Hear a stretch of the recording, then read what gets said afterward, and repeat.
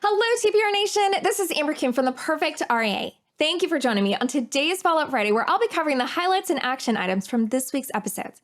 Monday was an extra special episode as Matt and Micah went through a coaching session. John McKinley from our Invictus program joined the guys to talk through some head trash after doing extreme accountability at a mastermind. And as the guys shared, and what happens at all extreme accountability, he left the room pretty terrified. John shared that his extreme accountability was to increase his fees. So his head trash was ultimately coming from him feeling as if he would then be one of the most expensive RIAs in an area with a very strong RIA presence.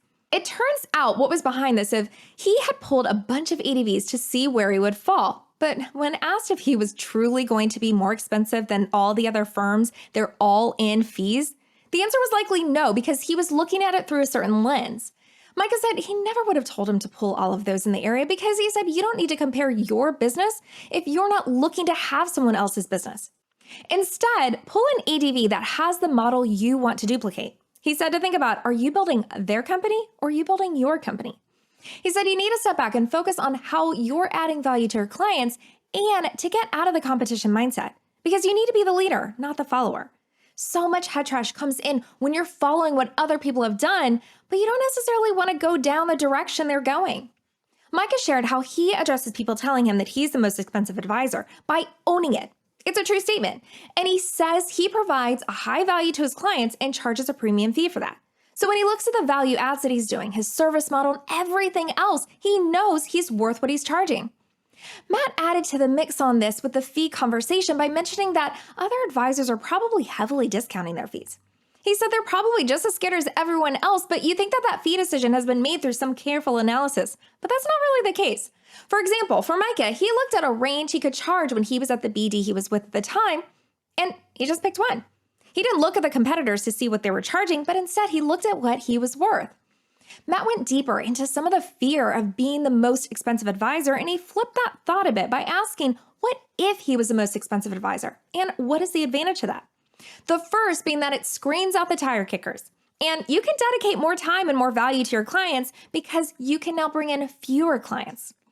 The guys asked John about how he's going to be talking to clients about the fee increase. So he's going to start to lay the groundwork during this surge cycle, and he's going to do it in person. Micah recommended that during the beginning of the meeting, when you're going through the agenda, to mention that you have some new and exciting changes to talk about. Then go through the normal meeting, and then at the end, during the action items, let the client know that you want to do a quick survey to see how they're being taken care of. He mentioned asking about whether they're happy with the services and if there's anything else they can do to add more value. From there, you can share that you're making a slight increase to your fees. He said this will feel awkward, so you want to role play this, but the fee raise will become liberating because it's clear justification that you were doing a solid job in financial planning. But it is scary to ask that. Matt said you need to get your head around that this is a better path for the client. They wrapped up by sharing that it's okay to get paid for the value you provide and to quit looking at the competition. That by making this change and raising fees, that it's really the next step in adding more value to clients. Monday's action item was to fear set. Watch the Tim Ferriss Fear Setting TED Talk and write out on a piece of paper what your concerns are. On Wednesday, Matt was joined by Carlos Mendez from Echelon Front, a company co-founded by the amazing Jocko Willink. Echelon is a leadership consultancy agency that works with individuals and companies, and it teaches people the leadership principles from the SEAL teams. They do this through workshops, and they go in depth into principles and how to apply it to your job, as well as how it impacts your personal life. Carlos talked about systematizing things and trying to keep things as simple as possible by sticking to the 4 laws of combat, which are cover and move, which is about teams and building relationships, being simple, which is about the way that you communicate and being aligned, prioritize and execute, which includes detaching from your emotions, and decentralized command, which is empowering the people around you. Carlos said decentralized command is so powerful because there's a pretty good chance that your team might have a better idea than you. And that as a leader, you've always got to be open to the idea that you could be wrong. And he said that's difficult as a human being to accept because your ego is getting in the way. Now, in order to implement decentralized command, you have to be crystal clear with your team about what you're trying to accomplish and what the goals are. Then your team needs to know and understand the why. You also need to give them expectations and parameters, and they need to know how much decision-making power they have before needing to come to you. Now, it does take real commitment, time, and patience to make this happen because mistakes are going to happen. And Carlos said that only by going through those growing pains can you actually grow and develop your team. He said most people aren't willing to do this, and instead they start taking things on themselves and micromanaging, and ultimately your team just ends up miserable. He said leadership is simple, but it's also difficult because all these principles that they talk about, they go against your human nature. As a leader, you like control, so it's hard to let go of that, but it's the only way you'll be able to grow yourself and your team. Carlos and Matt talked about cover and move and how to build that. Carlos said that you have to start by taking ownership of the fact that you haven't done a good job with that relationship. He mentioned the 5 pillars of a relationship: caring, respect, trust, listening, and then finally influence, that they need to be present in order to have that relationship. He said for each of these, you have to do them first, which goes against your ego. But if you're waiting for someone else to make that first move, you might be waiting around a while.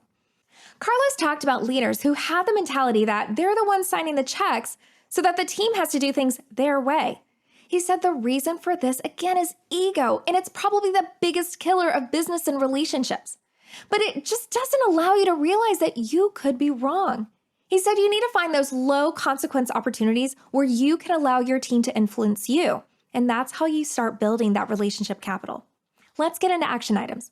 Whenever you come across a problem, whatever it is in life, prioritize a relationship over everything and realize that it's your responsibility to build that relationship with that person, whether you like them or not. Visit Echelon Front at echelonfront.com to learn more about them and their trainings. On Thursday, Jamie was continuing on with sharing what really ticks her off. And this week it was all about clients, which, no surprise, was the same thing as with her team. Not doing what she told you to do, but it's not because she's trying to be a dictator. It's because as an advisor, you truly want the best for your clients. But along the way, she said, you're still going to have interactions with clients that don't go the way that you want them. So when clients are taking Jamie off, it's because she's so invested in their future. And even though at the end of the day, it's the client's money, you're still the captain of a sinking ship. Jamie shared a story of a client who was in their 80s and wanted to take out $50,000 to give to their son's fiance. This was a red flag. And when she was talking through this with one of the advisors on her team, she says it's important to strip away all the subjectiveness about the client in the situation and to truly look at the facts.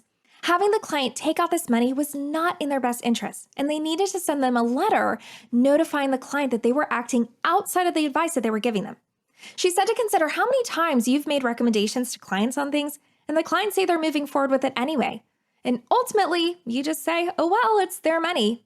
And yes, it is their decision and their money, but it's also your license on the line as the financial professional. She said the way they handle this in the Shalansky office is when a client chooses to do something that the advisor doesn't recommend, they send out an AFA, an Against Financial Advice letter.